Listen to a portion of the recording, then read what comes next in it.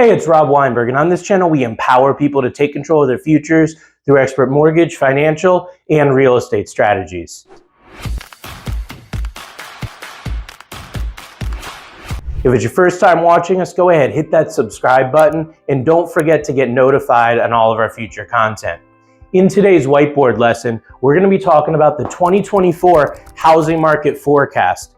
2023 has been a wild year in both the mortgage and real estate industries, and everyone's wondering what is coming up for next year, 2024. Is it going to be the same old, or are we going to turn the corner and actually get some optimism and some positive things going on in the industry?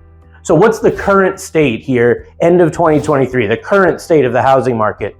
I'm specifically talking about the housing market in Connecticut, which is where I'm located. So we have seen in the last 12 months a 10.3% year-over-year increase in home prices in Connecticut. The median price for a sale price right now is $397,200. And again, that's a little over 10% over last year. These statistics are from Redfin, which does some great real estate stats, very localized. There are some metros in Connecticut, according to Redfin, they're up over 25% year over year. And there's dozens of local areas in Connecticut that are up anywhere between 15 and 20%. So we've seen a lot of robust growth in Connecticut. That's the reason why so many people want there to be a housing crash, because these prices have just been going up along with the rates, as we'll talk about, and it's created a lot of affordability concerns. Another important statistic to understand about the current market is that inventory levels, which have been low, have gone even lower. Inventory is down 33.2% year over year. So that just shows that those concerns about inventory are continuing. They're actually getting worse. Hopefully we'll be turning the corner to some lower rates in the new year, and that can get some people off the fence, as we'll be discussing. Another really cool statistic is that 60.4% of homes in Connecticut sold over the list price.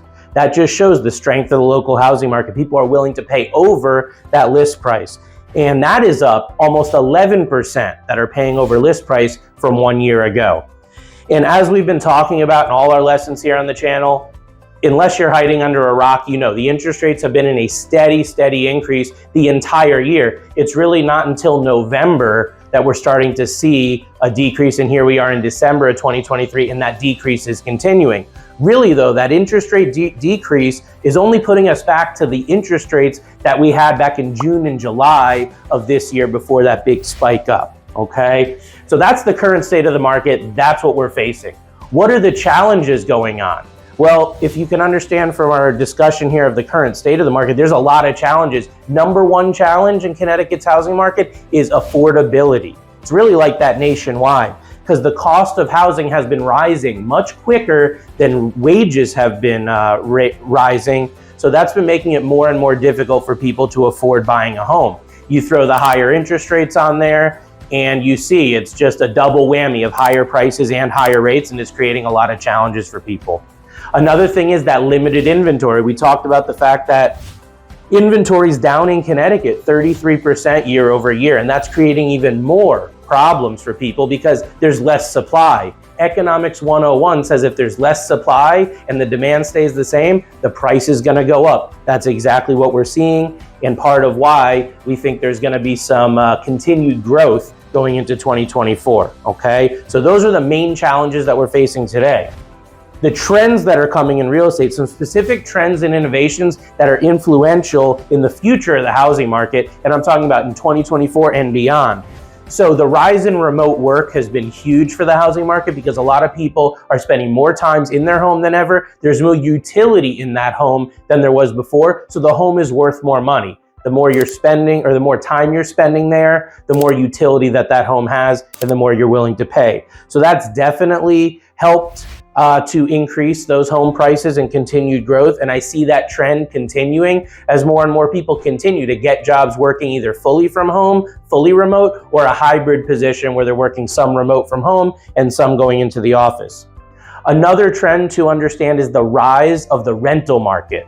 So because of these affordability concerns that we've been talking about here today, a lot of people have no choice but to rent. And in almost all areas now, it is actually cheaper to rent a home than to buy. Whereas a couple years ago, it actually made more sense to buy if you could afford the down payment and whatnot than it did to pay the rental rates. Now those rental rates have increased with the prices and inflation, and now it actually makes more sense for many people to rent a home. So that's creating this rise in the rental market. It's increasing the price of rentals in a lot of areas, and obviously having people that were gonna buy a home go into the back burner and say, I can't buy it now, I need to rent instead, all right? The use of technology in the real estate industry has been huge. We're seeing more and more adoption of technology, especially as we've had years that have been slower for volume. We've seen more and more lenders and realtors adopting the most cutting edge innovative technology when it comes to finding properties, as well as getting offers in, doing research, and processing the transaction from start to finish. And the last trend that I want to talk about in our lesson today is the trend in innovation of micro apartments. These are like tiny homes, but for apartments. So they're very small, more efficient spaces, and that can help with affordability. That's the reason why I see this trend and innovation going into the future, because people are looking for more efficient ways to spend their money, and these micro apartments can create and bridge that gap between that affordable housing and what people are doing as far as renting. So it can be a great entry level. It used to be condos were a good entry level. Now condos have been priced up so much. These micro apartments I see as the future of the housing industry for sure. So what should buyers and sellers pay attention to in 2024 that could affect the real estate market and mortgage market? Well, you really do need to pay close attention or have an advisor that's paying close attention to the market that you're in constant touch with, because 2024 is looking like a huge year for housing and for the mortgage market. The first thing you want to be paying attention to is the interest rates. We've already started to see that pivot from the Fed talking about lower rates in 2024. If that continues, we're going to see these rates continue to decline, hopefully down to much lower levels than they are today. As I'm recording this whiteboard video for you, the average interest rate in the US is down in like the mid 6% range, okay? And that's a lot lower than a couple months ago when it was close to 8, but it's still not down to the levels that a lot of people are hoping for, like 4s and 5s. I don't see it going much lower than that, okay? But you wanna pay attention to those interest rates, because as you're seeing them continue to decline, that's making more and more buyers get into the market. That's creating more and more competition, which is gonna escalate those prices even more. So that's something to pay attention to. Another thing is government policies and government programs. As housing becomes more unaffordable, the government has stepped in the past to create incentives for people to buy homes. That could be tax credits, down payment assistance, things of that nature, to encourage and incentivize people to get into the housing market. So that's something you want to pay attention to. And if you hear or see these government incentives coming about, you can expect increased competition in the housing market, and again, escalating prices. All right. Next thing, and the last thing I want to talk about in the changes to be aware of for 2024 are market conditions and changes in the economy. There's no doubt we're going to see some major changes next year. We just don't know when and how it's going to change. So you want to be paying close attention to those shifts in the market to find those opportunities. I've seen several times over the last year or two that there's been these pocket opportunities here and there where people get scared, they get out of the market, there's less competition, and the astute buyers and sellers, that's when they hop in and get their cheese and make their money, okay? So don't be somebody that's stepping back, that's not looking. You want to keep your eye on the prize, keep your eye on the 8 ball, and know that 2024 can be an absolutely amazing year for you with mortgage and real estate. Predictions for 2024. I don't have a crystal ball, but what I can tell you is my predictions on the housing market is a continued increase in housing prices. I personally see housing prices in Connecticut escalating between 5 and 10% in 2024. Now, as far as the interest rates go, I do see the interest rates stabilizing and going lower into the new year and throughout 2024. I'm hoping and predicting that we would end 2024 with an interest rate in the high 4 to low 5% range on an average conventional mortgage. And if that does happen, you're gonna see this continued growth, a lot more people getting into the housing market, and the escalating prices, because with a lower rate, people can afford to buy more house. So those are my predictions for the new year, and we'll see what actually happens.